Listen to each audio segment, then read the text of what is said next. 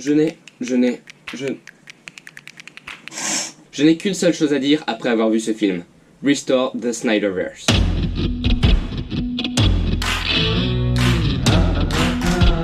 Bonjour tout le monde, on se retrouve aujourd'hui pour parler du film Zack Snyder's Justice League sorti en 2021. Une première version du film était déjà sortie en 2017, mais c'était pas la version imaginée à l'origine, c'était une version modifiée par Warner et DC, et du coup c'était une version totalement gâchée. Mais après 4 ans, les fans ont réussi à pousser les studios, en fait je sais pas combien on a, je sais pas compter, mais bon je pense que c'est quand même les studios, ils les ont poussés à faire une nouvelle version, la version d'origine qui est quand même totalement différente.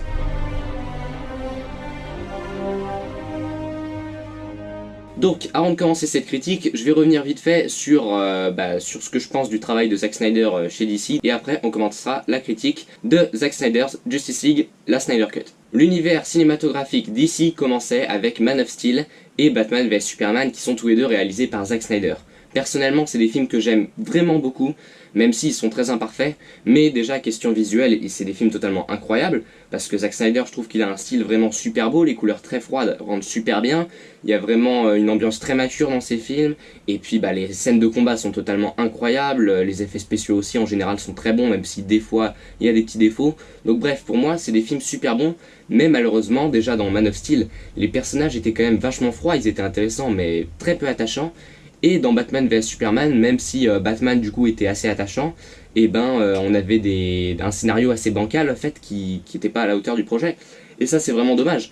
Donc voilà, c'est des films qui sont très bons sur la forme, mais qui ont un peu de défaut dans le fond. Mais bon, malgré tout, ces films ils ont quand même le mérite d'avoir une ambition incroyable, et c'est ce qui les maintient hors de l'eau en fait. Et donc pour moi c'est des films qui valent le coup, qui peuvent évidemment pas plaire à tout le monde, mais qui sont quand même vraiment pas mal. Donc voilà, pour commencer, je veux que vous sachiez que c'est mon avis personnel sur le film. Si vous avez un avis différent, tant mieux pour vous.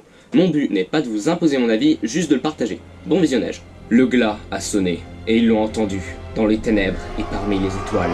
Le dieu est mort. La Terre est sans défense contre Steppenwolf et son armée, à la recherche des boîtes mères qui ont le pouvoir de détruire le monde. Batman, le chevalier noir de Gotham, doit réunir une équipe de héros pour protéger la Terre qui, s'il la protège pas, sera détruite, pour faire la place à une autoroute interstellaire. Non, en vrai je déconne, mais la Terre elle sera vachement dans la merde. Donc voilà, en fait j'aurais pu prendre le résumé que j'avais fait pour ma vidéo sur la Justice League de 2017, mais vu que cette version est quand même carrément mieux, il fallait un truc qui pète un peu plus quoi, parce que franchement... Bon, c'est parti, on commence la critique en parlant de l'ambiance et de l'univers du film. Je disais dans ma critique de la Justice League de 2017 qu'on n'avait pas l'impression que chaque personnage de l'équipe avait son propre univers. Mais ici, c'est réglé, on a vraiment l'impression que chaque personnage vient d'un endroit, d'un petit monde avec une ambiance un peu différente. Donc ça, c'est très cool. Bon, c'est pas hyper prononcé non plus, mais c'est déjà ça, ça donne un petit peu plus de diversité à l'équipe. Sinon, pour Atlantis, qui était pas du tout présenté dans la Justice League de 2017, qui arrivait comme un cheveu sur la soupe, ici du coup il y a un dialogue entre Aquaman et Vulko qui nous explique un peu les dynamiques de cet univers, donc déjà c'est beaucoup mieux parce que ça sort pas de nulle part. D'ailleurs, Aquaman est d'accord avec moi, la population d'Atlantis c'est des gros cons. Ce qui est cool cette fois, c'est que le film ne dénote pas avec les deux autres films de Snyder. On reste dans du dark, du mature, et donc t'as vraiment l'impression que c'est dans le même univers, parce que quand tu passais d'un Batman vs Superman à un Justice League, t'avais vraiment l'impression que ça avait plus aucun lien, c'est vraiment bizarre, alors que là du coup l'ambiance dark se maintient, et t'as vraiment l'impression que c'est la continuité.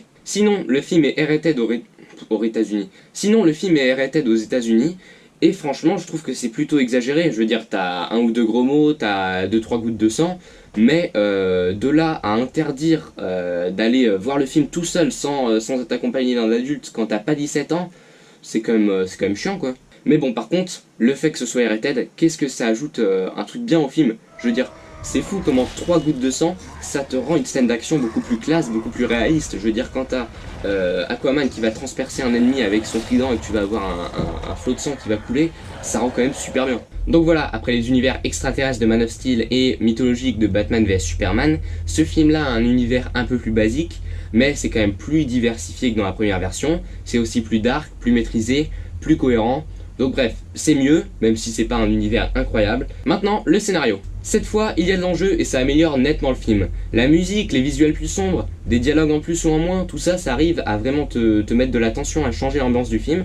Et du coup, tu te demandes ce qui va se passer en fait, il y a des obstacles, tout se passe pas comme prévu, il y a des sous-intrigues, bref, c'est un vrai scénario quoi. Bon, après il y a quand même quelques scènes de la version 2017 qui nous manquent un peu, qu'on regrette, mais dans l'ensemble c'est quand même vachement mieux. Une nouvelle preuve que DC et Warner sont cons, c'est que la Snyder Cut est plus drôle que la Justice League. Alors oui, il y a moins de blagues, mais elles sont toutes meilleures que celles de la Justice League de 2017. Presque toutes les meilleures blagues de la version ciné viennent en fait de la Snyder Cut d'origine. Il y a quand même pas mal de bonnes blagues qui marchent toutes beaucoup mieux que les blagues débiles et ridicules qu'on avait souvent dans la Justice League.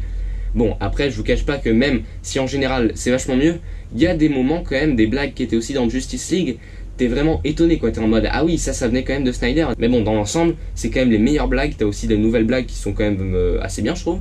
Donc voilà, c'est une amélioration côté humour, mais alors carrément, c'est le film le plus léger, le plus fun de Zack Snyder, et pourtant c'était toujours trop dark pour ces messieurs de chez DC, c'est quand même incroyable. Même la musique de Junkie XL est fun à certains moments.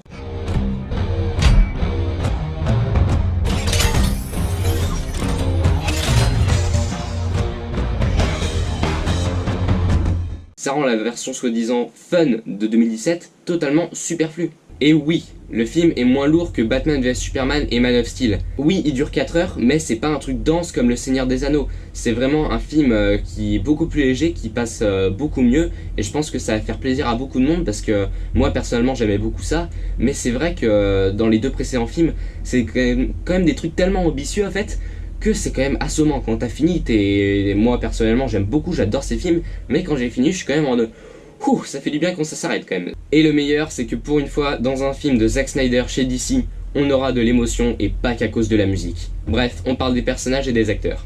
Au final, il n'y a pas plus d'interaction entre les membres de l'équipe de la Justice League qu'avant, parce qu'il y a des scènes qui ont été enlevées, d'autres qui ont été ajoutées, donc au final, il y a autant d'interaction entre les personnages qu'avant. Mais par contre, la grosse différence, c'est qu'ici les personnages, ils sont développés, ils ont une évolution, ils ont une personnalité, et du coup, t'en as quelque chose à foutre quand ils interagissent. Ils interagissent pas beaucoup, mais quand ils interagissent, du coup, t'es en mode ah ouais, trop cool, ce dialogue il est super sympa. C'est cool de les voir dialoguer, quoi, les petits dialogues, je sais pas, les petites références à leur double vie, tout ça. Je trouve que c'est marrant. Comme dans un vrai film d'équipe, cette fois les personnages sont présentés avant d'intégrer l'équipe, pas comme la première fois où ils sortaient quasiment de nulle part. Là t'as vraiment une petite scène pour chacun, voire plusieurs scènes, qui vraiment t'introduisent le personnage avant de te le faire arriver dans l'équipe, donc ça marche beaucoup mieux. Cette fois, Batman est beaucoup moins ridicule et détestable que dans la version de 2017. Alors il est pas du tout aussi intéressant que dans Batman vs Superman, c'est presque un personnage secondaire dans ce film là, mais au moins, il est pas là à faire des blagues à la con tout le temps, et même s'il est pas passionnant, et au moins on se souviendra de quelques moments, c'était un personnage assez sympa. Cyborg est un très bon personnage, il est même super classe. Ray Fisher joue toujours bien, et les scènes soi-disant drôles de la première version ont été enlevées, et tant mieux.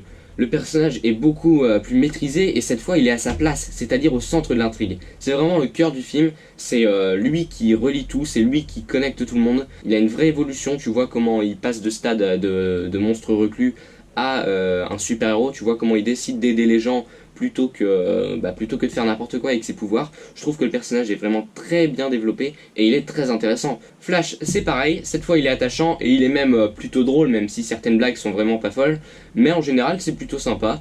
Par contre je regrette quand même qu'ils aient pas exploité plus ce côté hyperactif dont je parlais dans ma critique de 2017.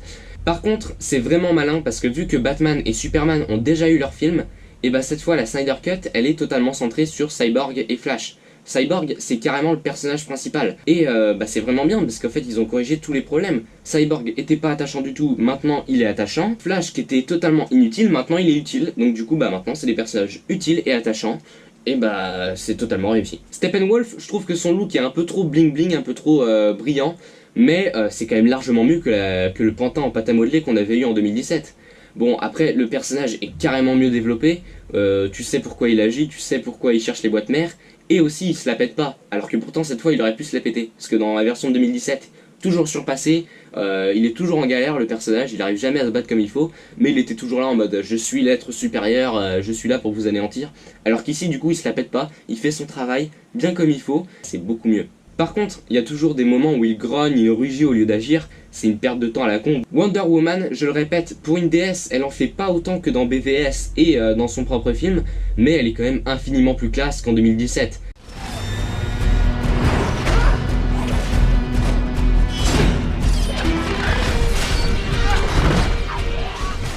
Par contre, Gal Gadot, elle joue toujours pas super bien, mais ils ont quand même corrigé la plupart des pires moments de 2017. Donc c'est une amélioration, même si son personnage est quand même vachement en retrait. Aquaman a aussi le droit à une intégration dans l'équipe beaucoup plus fluide. Cette fois, on présente bien le personnage avant qu'il arrive, et aussi, une fois qu'il est arrivé, on comprend pourquoi il reste. Parce que dans le film de Justice League, il arrêtait pas de faire genre ouais, je m'en fous de tout le monde, et au final, tu te demandais mais qu'est-ce qu'il fout là? Alors que ici, du coup, il y a un dialogue avec Flash notamment, qui montre un peu mieux son intégration dans l'équipe. C'est toujours pas hyper clair, mais c'est quand même vachement plus crédible. Pour finir, je trouve que Superman est beaucoup plus intéressant que dans Batman vs Superman, parce que cette fois, il y a cette résurrection qui lui donne une petite évolution quand même, et il est même pour la première fois attachant, parce que oui, dans ce film, pour la première fois dans un film de Zack Snyder, en tout cas pour moi, je trouve que les personnages, en plus d'être bien joués et d'être intéressants, cette fois, ils sont attachants, et ça c'est vraiment pas rien pour un film de Snyder. Les personnages sont vraiment attachants, bon, j'ai vu mieux, mais franchement, pour un film de Zack Snyder, grosse surprise, c'est vraiment bien. On passe maintenant au visuel du film. Je ne vais pas m'étendre pendant 3 plombes, mais vous le savez grâce à mes critiques de Man of Steel et Batman vs Superman, j'adore le style visuel de Zack Snyder. Oui, c'est pas parfait, mais je trouve ça quand même super beau. Et en tout cas, bref, ce film, je trouve qu'il est super bien réalisé, il y a des super beaux plans, c'est super classe tout du long, tu vas avoir des scènes hyper impressionnantes.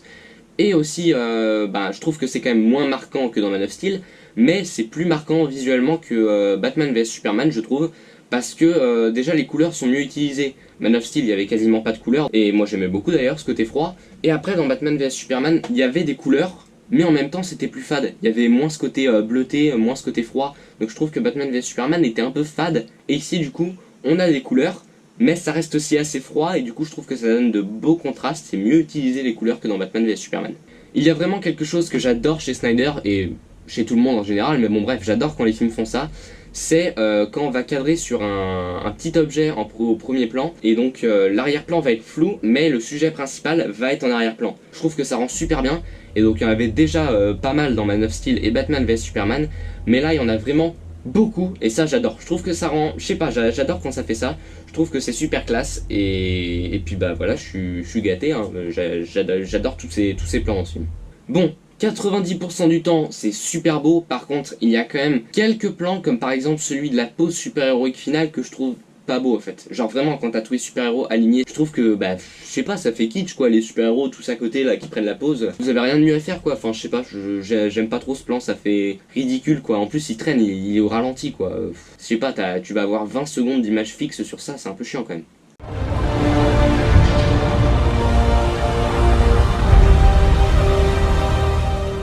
Côté effets spéciaux, il y a quand même des moments qui sont pas fous. Alors les personnages en CGI sont carrément réussis, Cyborg, Steppenwolf, ils sont totalement bien faits.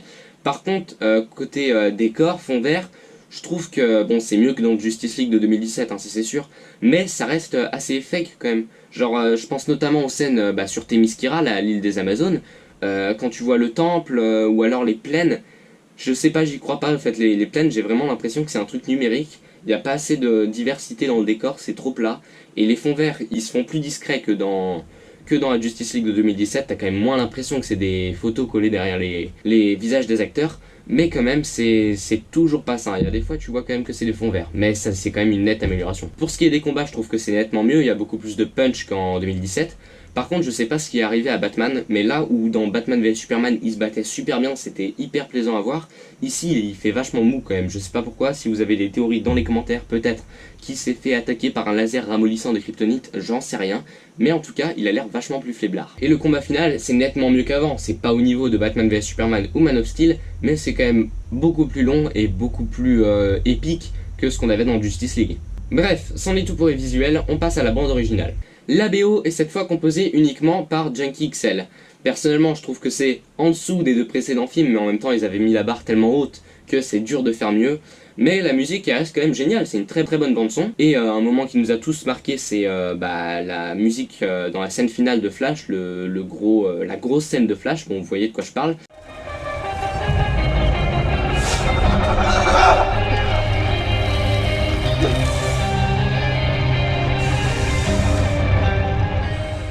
Le nouveau thème aussi de Wonder Woman est vraiment super bon. Bref, dans le film, la musique a de quoi te donner des frissons à beaucoup de moments. Et puis, faut le dire, ça te prend tout de suite aux tripes quand t'entends la musique de Man of Steel qui démarre et que t'as Superman qui s'envole vers le ciel. C'est génial.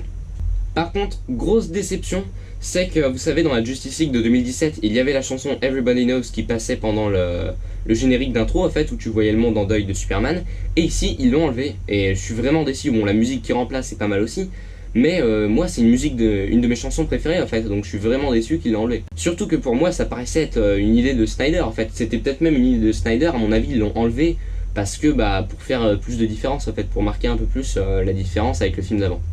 Pour conclure, Zack Snyder's Justice League est un moins gros film que Man of Steel ou Batman vs Superman. C'est moins épique, moins marquant, mais aussi plus réussi.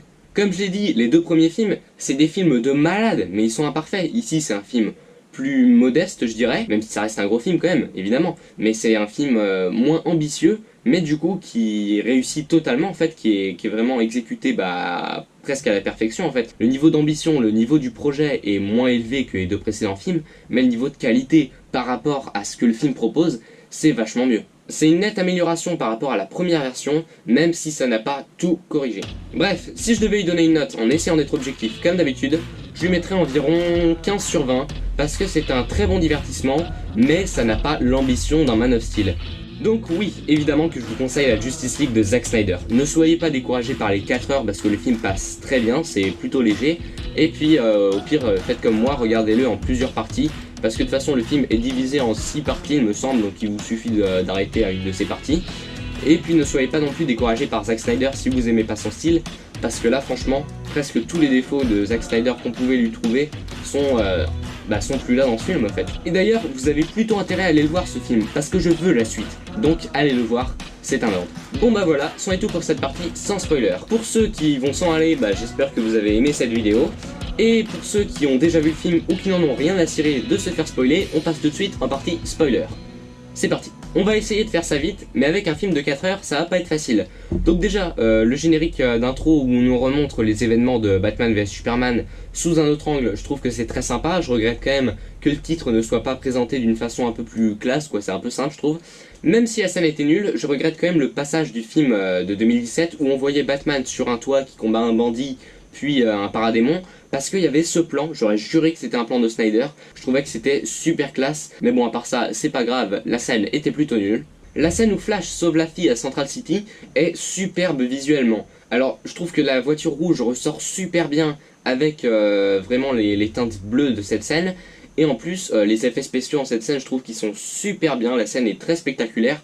Par contre question scénario, alors oui ça t'introduit l'univers de Flash, ça c'est utile, mais scénario ça sert à rien. Et sinon, vous savez, pendant toute la première version du film, on se demandait comment la boîte mère enterrée par les hommes, elle s'est retrouvée dans les mains de Starlab en fait. Et ici, t'as Cyborg qui va revenir pendant 30 secondes dans le passé, qui va t'expliquer que c'est les nazis qui ont trouvé la boîte mère et qui l'ont envoyée je sais plus où, blablabla. Et donc en tout cas, je trouve ça cool parce qu'en premier film, t'étais en mode mais là on nous dit qu'elle a été enterrée pour qu'on la retrouve jamais.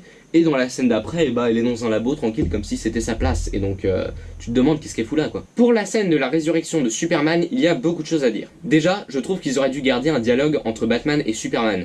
Il y a un moment dans la version 2017 où Batman disait Clark, le monde a besoin de toi.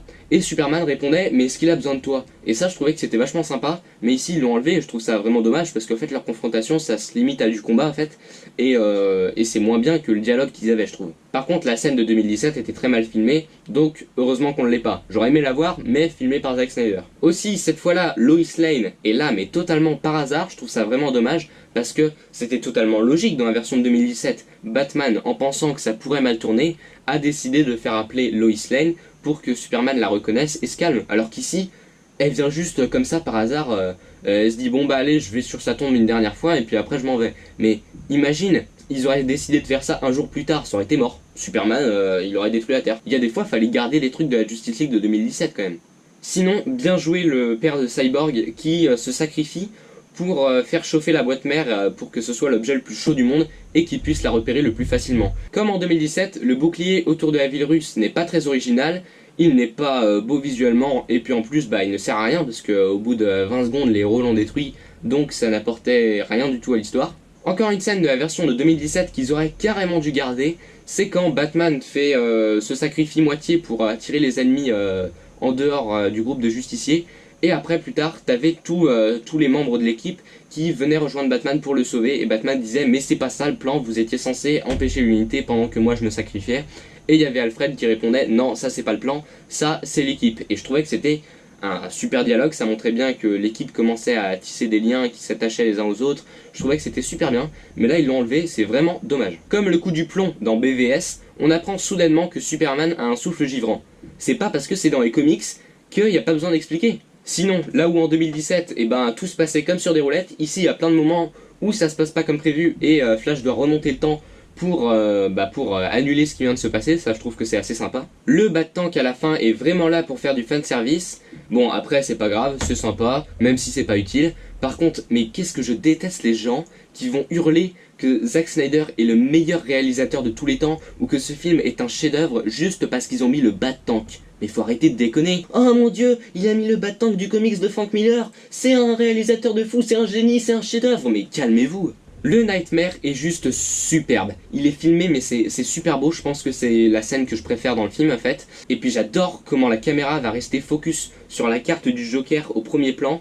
Même quand il va enlever la carte, ça va rester focus sur la distance de la carte et le visage du Joker va être flou. Ça rend super bien avec la lumière en contre-jour aussi. Bref, cette scène est super belle et en plus Jared Leto, il déchire. J'ai toujours pas vu Suicide Squad en VO, donc je sais pas du tout s'il jouait bien ou pas dans Suicide Squad. Mais là en tout cas, il est super, genre sa voix elle déchire, j'aurais aimé le voir plus.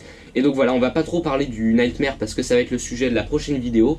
Mais en tout cas, j'adore cette scène, c'est ma scène préférée. D'ailleurs, si vous voulez voir ma prochaine vidéo sur le Nightmare, je vous propose aléatoirement de vous abonner. Je dis ça, je dis rien.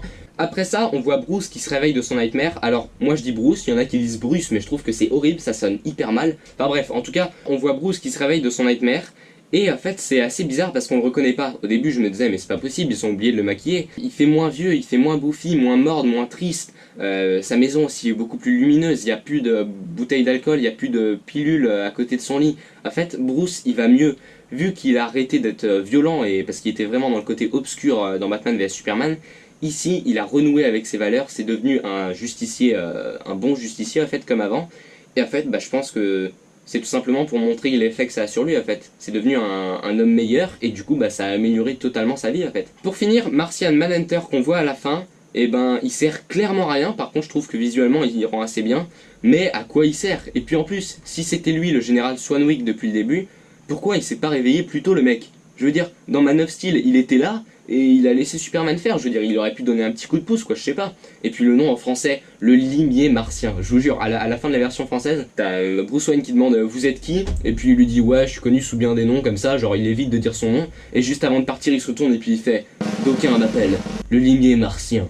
Genre ça sonne comme de la merde quoi, je sais pas. Donc bref, il y a toujours des défauts, mais Zack Snyder's Justice League, c'est quand même un super film. Bon voilà, vous savez ce que je pense du film, c'en est tout pour cette partie sans spoiler. Si cette vidéo vous a plu, tant mieux pour vous, sinon tant pis pour moi. On se retrouve à très vite pour une nouvelle vidéo. Salut!